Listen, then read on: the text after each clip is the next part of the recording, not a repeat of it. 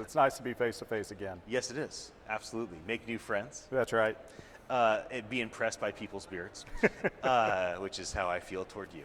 I want to let you introduce yourself a bit and Verbit, your company, that you're the global head of accessibility and inclusion, and then we'll dive into all things accessibility and inclusion. I'm very passionate about the topic, so I think it'll be a great conversation. But Scott, please first just tell me a bit about your background. I know you've been at Verbit for 4 years, but maybe a little, pepper me with a little bit, how'd you get there and what's the journey been like at the company? Sure. I've been in technology now for the last 15 years and working with primarily educational technology. Yeah. And then the last 4 years, as you said, in Verbit. Prior to that, most of my career has been in accessibility. Okay. 30 plus years of working in various ways of being able to enable an equitable experience in various stages of life. Yes. My parents were both deaf and teachers at the wow. Missouri School for the Deaf. So I had the awesome opportunity of growing up in the community with the language and the culture, and having a whole community full of mentors that have led me and taught me all along the way. Yes. There's a recent movie where, I can't remember the name of it. Coda. Yeah, Coda. Wow, what a moving movie, what a human movie. Like, it captured the humanity of a family that has some mixed accessibility.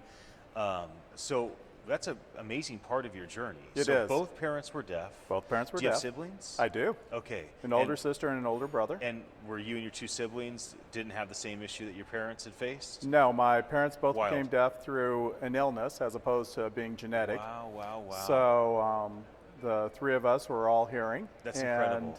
CODA stands for Children of Deaf Adults. Yes. And so, yes, we are considered CODAs. Yes. Wow. What was it like for the movie to come out, if you don't mind me asking? Because it must have been a first time that that type of story had been told at that level of excellence, where you saw some relatability in a feature film that's an A-level, you know, so I'd love to hear your thoughts on that. Yeah, the movie impacted me big time. I was like really moved by the story. I'm thrilled to hear that because you're exactly right. Prior to that movie, I would say I was a CODA and people would go, what's that? Right.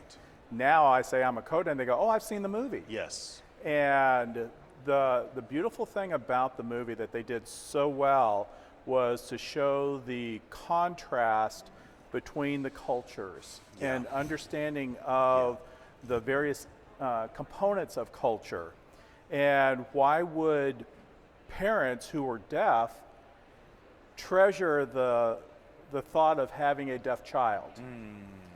Most people would think, oh, why would you want to have a child that's inflicted? Right. No. You have a child that is like you, that has the same language as you. The experiences that you have is something that is treasured. Yes. And that's why the one child, the daughter, who was hearing, was very different from the brother and from the parents. Right. And so you could see that cultural conflict going on, especially around music. Right, right. Such a powerful. But I do want to get back to your company for a bit. But I mean, it just like, you know, it kind of spun me into all the emotions again. So for Verbit, you've been there 4 years. 4 years. Global head of accessibility and inclusion. But that's what the company's about, right? The company really, so can you give us kind of synopsis? This is what Verbit is, and this is what we're doing in the market around this specific thing. Excellent, yes. Our primary focus is around captioning and transcription. Okay. So we are in the educational vertical, corporate, media, and government. Okay. We provide captioning to universities throughout the world. We also caption the Olympics. We have Netflix, Disney. Yes. So you see the broad variety of types of captioning that we can do. Right. We're able to really meet the needs and the demands of different markets. Yeah. Because as you can imagine, captioning for the Olympics is very different than captioning for university classroom. No doubt, no doubt. Now, the success, you mentioned some of the companies that you are a vendor for, that you're a client, you probably have some sort of partnership that you've cultivated over time, has led to your company becoming a double unicorn. It's a vanity metric, but it does matter as well. So can you talk about what does it mean for the team, the 600 employees there, to have accomplished that type of where the market responds and says, we value you in this way? How does that impact company culture? How do you maintain innovation? And how do you maintain heart? Because if your company is about having a heart for those that have not been catered to, accessibility and inclusion, how do you maintain that heart for your customers, not just your customers, but those that they reach, when it becomes such a wildly successful company in terms of big clients and lots of money? And I'd love your perspective on that. Great question. And I'd be lying to you if I told you I had it all figured out. Right, of course. We are constantly evolving. Yes. Keeping the heart message, as you had mentioned, as the forefront. As we have grown,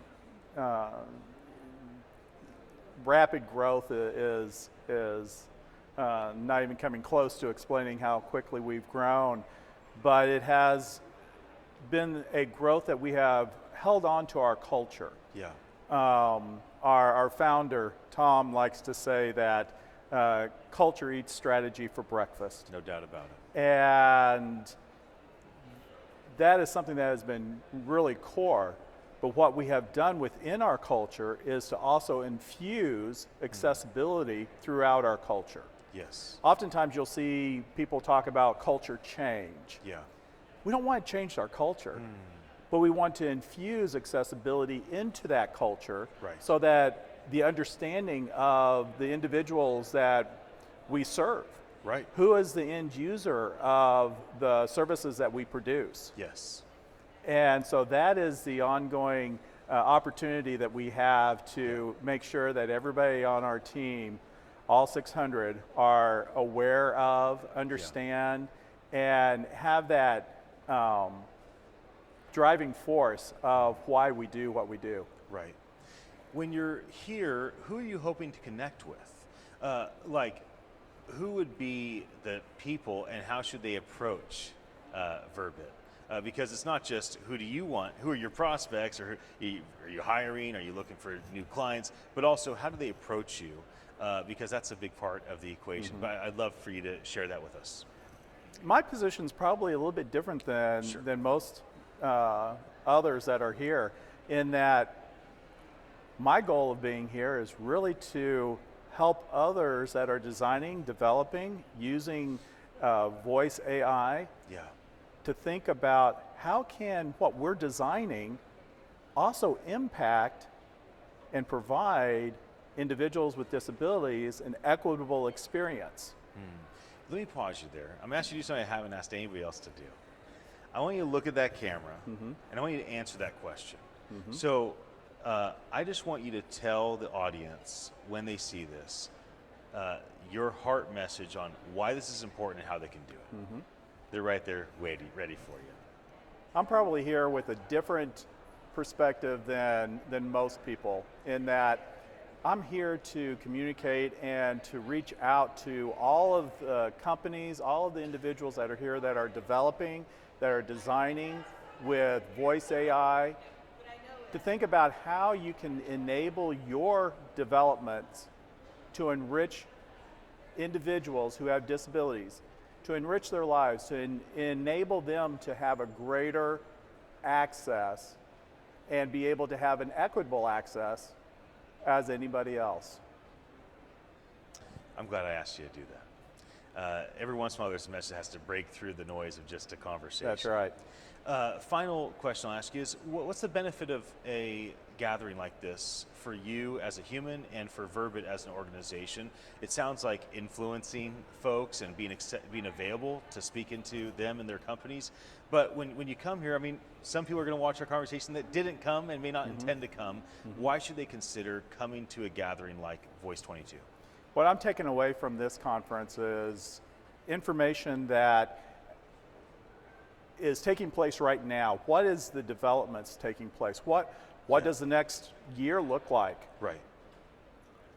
Things change so quickly Yes. and evolve so quickly that we need to be on the knowledge of what's coming next. Yes. When you've got all the great resources that are available in this one facility right Yes. here, to be able to go and to listen to the innovation that's Right. taking place, we all benefit from that. Yes. A rising tide lifts all ships. That's right. And I'm a firm believer that when we come together in an event like this, we're all going to walk away having learned and making a better place. Yeah. Thank you for all that you do around accessibility and inclusion.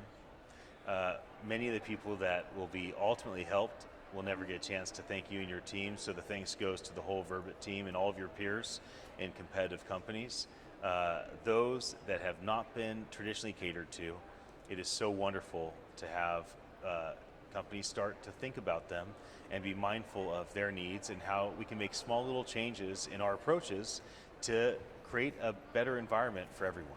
Exactly. So, and Scott, it was great to spend time with you and Same have this here. conversation. Thank you. Absolutely. Maybe watching this conversation, thank you for your attention. My name is Ian Utile. I am the CEO at attn.live. Look forward to bringing you more Fireside Chats here at Voice 22 in Washington, D.C. Have a very happy day.